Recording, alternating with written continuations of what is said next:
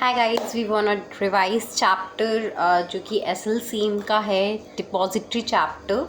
ठीक है, आज हम ये रिवाइज करेंगे। तो सबसे पहले डिपॉजिटरी चैप्टर में आता है कि डिपॉजिटरी का सेक्शन कौन सा लगता है और कौन से एक्ट के अंदर आता है। ठीक है, तो ये डिपॉजिटरी जो है वो डिपॉजिटरी एक्ट के अंदर आता है। एक डिपॉजिटरी एक्ट है जो कि है हमारा 1996 का।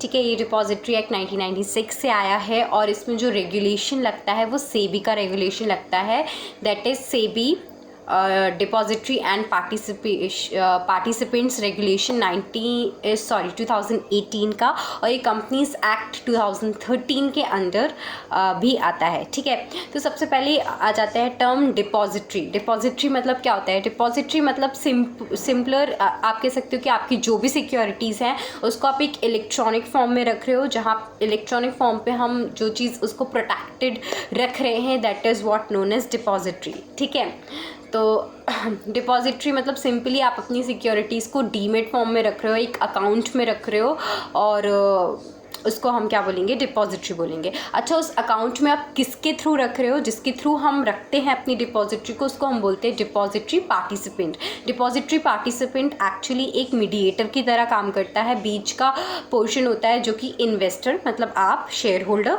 और जो इशूअर है उसके बीच की जो लिंकेज गैप है उस पर जो वर्क करता है वो होता है डिपॉजिटरी पार्टिसिपेंट। ये दोनों को मिलाने का काम करता है बेसिकली। ठीक है, फिर नेक्स्ट आ जाते हैं डिपॉजिटरी को हम ऐसे डिफाइन कर सकते हैं कि जो कि कंपनीज एक्ट 2013 के अंडर आए और जो कि सेबी से जिसको सर्टिफिकेट मिला हो एज अ डिपॉजिटरी पार्टिसिपेंट काम करने का, वो ही डिपॉजिटरी में काम कर सकता है और उसको सेबी के बायलॉज को फॉलो करना पड़ेगा।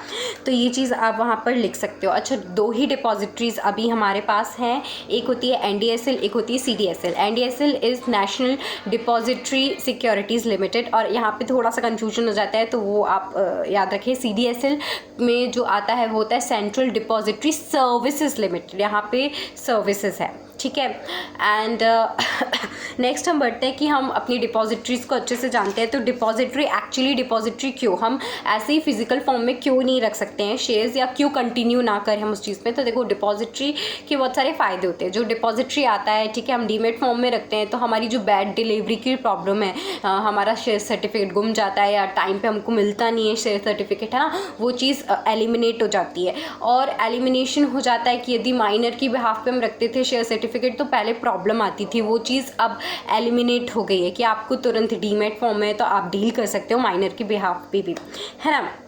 और जो चीज़ एलिमिनेट हो गई हैं वो हम कह सकते हैं कि एड्रेस की प्रॉब्लम होती थी, ट्रांसमिशन मतलब कोई ख़त्म हो गया उसकी बिहार पे हम अब शेयर नॉमिनी को देना चाहते हैं तो उसकी प्रॉब्लम यहाँ पे तुरंत हो जाता है, मतलब एकदम वन क्लिक पे सब कुछ है ना। तो वो चीज़ यहाँ पे ख़त्म हो गई है। तो ऐसे दो चार एलिमिनेशन हुए हैं। फिजिकल सर्टिफिकेट पे कुछ भी हो सकता था, कुछ गिर गया, चाय कॉफ़ी वगैरह वगैरह, है ना, उसमें डिस्ट्रॉय आ गया, टर्न आउट हो गया, तो वो चीज़ें भी अब हट गई हैं।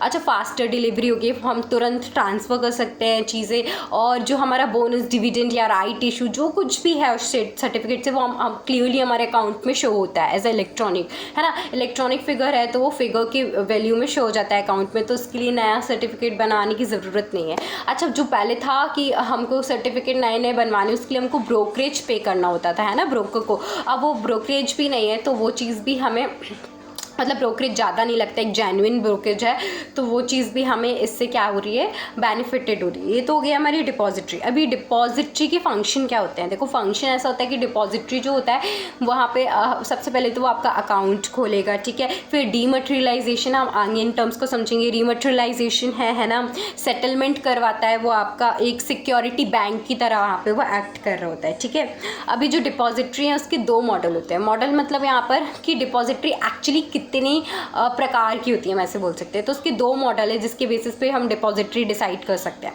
तो देखो, दो मॉडल जो होते हैं वो एक कहलाता है इमोबिलाइजेशन और दूसरा होता है डीमटेरियलाइजेशन। ठीक है, जो इमोबिलाइजेशन मतलब यहाँ पे होता है कि आप फिजिकल सर्टिफिकेट में अपनी सिक्योरिटी होल्ड कर रहे हो, आपके पास उसका सर्टिफिकेट है, एक इनटेक है कि हाँ मेरे पास इतना इतना इतना है शेयर सर्टिफिकेट। ठीक है, जो हम फिजिकल में करते हैं तो एक ही सर्टिफिकेट बन जाता है जो कि हमारा इशूअर होता है, मतलब जो इशूअर है उसके पास वो सर्टिफिकेट होता है, एक बैंक लॉकर में, एक वॉल्ट में वो कीप किया जाता है। और जिसके बाद के जो भी ट्रांजैक्शन है इसका, जैसे आपको बोनस मिला, राइट इशू हुआ आपका, या फिर आपने और न्यू फ्रेश इशू किया, तो वो सब आपकी एक रिसिप्ट बुक पे काम कर रही होती है वो चीज़ें, ठीक है। वो सर्टिफिकेट ऐसा नहीं है कि वहाँ पर रख गया आपको नहीं मिल सकता, आप जब भी डिमांड करेंगे वो सर्टिफिकेट आपको वॉल्ट से निकाल के दिया जा सकता है, ठीक है। नेक्स्ट चीज़ जो है यहाँ पर अगर जॉइंट इशू है और मतलब आप और फ्रेश इशू आ रहा है तो हम एक जंबो सर्टिफिकेट भी इशू कर देते हैं उसी नाम से। तो ये चीज़ें फिजिकल शेयर सर्टिफिकेट की होगी, इसको हम कहते हैं इमोबिलाइजेशन। ये कुछ चीज़ें जो मैंने बताई वो आप पॉइंट वाइज डिस्ट्रीब्यूट करके लिख सकते हो। नेक्स्ट थिंग जो आती है डीमैटेरियलाइजेशन। डीमैटेरियलाइजेशन मतलब जो फिजिकल फॉर्म में हम सर्टिफिकेट कीप करते थे, अब उसको हम इलेक्ट्रॉनिक फॉर्म में कीप करेंगे। एक अकाउंट खोलेंगे, जैसे हम बैंक अकाउंट खोलते हैं, एज सिंपल दैट। एक अकाउंट खोलेंगे और उसकी जितनी वैल्यू के आप शेयर होल्ड करें, आपने शेयर खरीदिए, वो आपके अकाउंट में शो होंगे कि इतनी वैल्यू, इतनी फेस वैल्यू के इतने शेयर होंगे। अभी जो होता है वो इलेक्ट्रॉनिकली फॉर्म इंडिया अडॉप्टेड है, तो इस पे ही हम ज़्यादा वर्कआउट करते हैं। नेक्स्ट आता है डीमैटेरियलाइजेशन की प्रोसेस। अभी डीमैटेरियलाइजेशन हमने समझ लिया क्या है। डीमैटेरियलाइजेशन का प्रोसेस बहुत सिंपल है। अगर आप चाहते हैं कि आपके पास फिजिकल सर्टिफिकेट थे, अब आप उसको जल्दी मैं बोलती हूँ क्योंकि वीडियो का टाइम ज़्यादा हो रहा है, तो उसको आप कन्वर्ट कराना चाहते हैं तो हम डीमैटेरियलाइजेशन करते हैं। डीमैटेरियलाइजेशन के लिए सबसे पहले आप डिपॉजिटरी पार्टिसिपेंट के पास जाएंगे। डिपॉजिटरी पार्टिसिपेंट के पास आप DRF मतलब डीमैटेरियलाइजेशन रिक्वेस्ट फॉर्म फाइल करेंगे, उसको लॉन्च करेंगे। जो डिपॉजिटरी पार्टिसिपेंट है वो इशूअर जो आपकी CDSL NDSL सिक्योरिटी उनको इंटीमेट करेगा कि ये अपने सर्टिफिकेट का नाम चेंज कराना चाहते हैं, और वो जो है आपकी इशूअर को इंटीमेट करेंगे, जो भी कंपनी से आपके शेयर डीलिंग हो रही है उनको। और जो आपकी कंपनी है वो चेकआउट करेगी डिपॉजिटरी पार्टिसिपेंट, उसको हर वैलिड इन्फॉर्मेशन देंगे आपके बारे में, है ना, एड्रेस वगैरह and all, holder name, nominee, ये सब। फिर जो इशूअर है वो यदि एग्री हो जाता है तो वो फिर आपके शेयर सर्टिफिकेट को कन्वर्ट करेगा, आपकी NDSL CDSL जो डिपॉजिटरीज हैं उनको जो भी है उनको बताएगा, और फिर डिपॉजिटरी पार्टिसिपेंट मतलब आपका जो अकाउंट है उसको वो डीमैट कर देगी। क्रेडिट बोल रही हूँ मैं, क्रेडिट कर देगी आपके शेयर सर्टिफिकेट को एज इलेक्ट्रॉनिक फॉर्म डीमैट में। तो ये आपका प्रोसेस हो गया है डीमैटेरियलाइजेशन का। अभी नेक्स्ट होता है रीमैटेरियलाइजेशन। रीमैटेरियलाइजेशन क्या होता है? रीमैटेरियलाइजेशन इज जस्ट ऑपोजिट ऑफ डीमैटेरियलाइजेशन। मतलब अभी आप फिजिकल सर्टिफिकेट से इलेक्ट्रॉनिक फॉर्म में जा रहे थे, यदि आप इलेक्ट्रॉनिक फॉर्म से फिजिकल सर्टिफिकेट में आना चाहते हैं तो भी आप ऐसा कर सकते हैं। इसके लिए क्या करना होगा, बेसिकली डिपॉजिटरी पार्टिसिपेट के पास जाओ, आपको रीमैटेरियलाइजेशन रिक्वेस्ट फॉर्म करना है। यहाँ से जैसे ही आप फिल करते हैं, आपका जो डिपॉजिटरी पार्टिसिपेंट है आपके अकाउंट में जितना भी मतलब वैल्यू का था वो आपका ब्लॉक कर देगा क्योंकि अभी आपको फिजिकल फॉर्म चाहिए। अभी जब फिजिकल फॉर्म आता है तो आप डील नहीं कर सकते हो किसी भी सिक्योरिटी मार्केट में, आपको याद रखना होगा फिजिकल सर्टिफिकेट में आप डील नहीं कर सकते हो, तो वो आपका ब्लॉक कर देगा पैसा। और हम CDSL NDSL को वो बताएगा, CDSL NDSL अगेन इशूअर के पास जाएंगी और इशूअर वो सब चेक करके आपको एक फिजिकल सर्टिफिकेट, आपका इन्फॉर्मेशन चेक करके फिजिकल सर्टिफिकेट बना के देगा। NDSL को इंटीमेट करेगा कि हमने इनको इतने का फिजिकल सर्टिफिकेट दे दिया है, और आपका अकाउंट अब डेबिट हो जाएगा क्योंकि आपको फिजिकल सर्टिफिकेट मिल गया है बाय द CDSL NDSL, ठीक है। ये होगी हमारी रीमैटेरियलाइजेशन की प्रोसेस। नेक्स्ट आता है डिपॉजिटरी पार्टिसिपेंट। तो डिपॉजिटरी पार्टिसिपेंट कोई भी हो सकता है, ब्रोकर हो सकता है, अंडर राइटर हो सकता है, ठीक है, कस्टोडियन हो सकता है, कोई भी हो सकता है, लेकिन डिपॉजिटरी पार्टिसिपेंट वही होना चाहिए जो सेबी के एक्ट से मतलब बायलॉज को फॉलो करता है, वही होगा आपका डिपॉजिटरी पार्टिसिपेंट। डिपॉजिटरी पार्टिसिपेंट एक एजेंट की तरह काम करता है, एक सिक्योरिटी बैंक की तरह काम करता है, कस्टमर इंटरफेस की तरह आपके लिए काम करके देता है। ये ट्रांसमिशन का काम, चेंजेस का काम, रिकन्सिलेशन का काम, ये सब कौन करता है? डिपॉजिटरी पार्टिसिपेंट करता है, ठीक है। रजिस्ट्रार जो होता है, जो आपका इशू के टाइम पर इशूअर होता है, वो या तो स्टेट गवर्नमेंट, सेंट्रल गवर्नमेंट या कोई भी कंपनी हो सकती है, वो इशूअर का काम करिए, रजिस्ट्रार का काम करिए, तो वो रीमैटेरियलाइजेशन, डीमैटेरियलाइजेशन कर सकते हैं। कोई ट्रांसमिशन, एड्रेस वगैरह, रिकन्सिलेशन, ये सब आपका रजिस्ट्रार भी कर सकता है। नेक्स्ट आपका आता है कि कस्टोडियन और इसके बीच में क्या फ़र्क आता है। हमारा कस्टोडियन और डिपॉजिटरी के बीच में सिर्फ इतना सा फ़र्क है कि जो लीगली ट्रांसफ़र करते हैं हमारा बेनिफिशियल ओनर का, वो डिपॉजिटरी करते हैं, वो कस्टोडियन नहीं कर सकता। और proper maintenance of account proper maintain आपका जो अकाउंट करता है वो डिपॉजिटरी पार्टिसिपेंट ज़्यादा अच्छे से करता है। अच्छा, लीगल फ्रेमवर्क कौन कौन सा डिपॉजिटरी लगता है, तो देखो डिपॉजिटरी एक्ट 1996 जो है यहाँ पे लगता है। फिर सेबी का एक्ट आपको कंप्लाई करना पड़ेगा 1992 का। फिर जो सेबी के रेगुलेशंस है, rules and SEBI depository and participant regulation 2018 वो आपको कंप्लाई करने पड़ेंगे। सेबी के सारे बाय लॉस कंप्लाई करने पड़ेंगे और वहाँ पे आपके पास 2 पार्टिसिपेंट एटलीस्ट होने चाहिए आपका डिपॉजिटरी पार्टिसिपेंट की तरह एक्ट करने के लिए, ठीक है। और आप वैलिड होने चाहिए और कंपनीज एक्ट 2013 तो ऑब्वियसली आपको लग ही रहा है, तो वो चीज़ें लगती हैं। नेक्स्ट जो टर्म बहुत मेन है यहाँ पे वो आता है फंगिबिलिटी।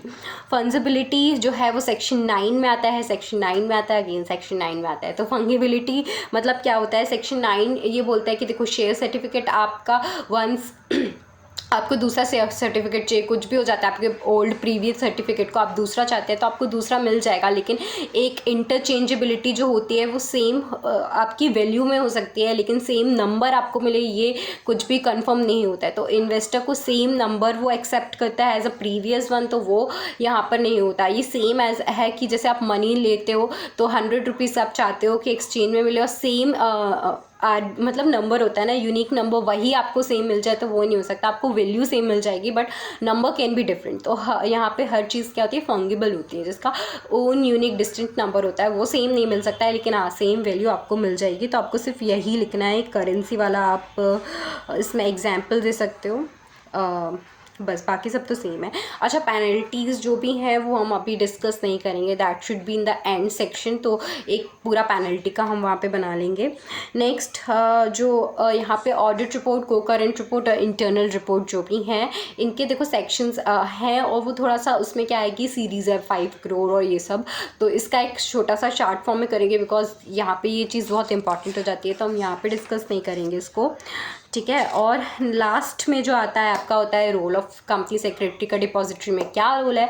तो ऑब्वियसली कंपनी सेक्रेटरी जो यहाँ पे इंटरनल ऑडिट में अपना प्रैक्टिसिंग चार्टेड कंपनी सेक्रेटरी वहाँ पे आपका वेरीफाई करके दे रहा है, ठीक है, अपना साइन दे रहा है, तो वो चीज़ वहाँ पे आ गई।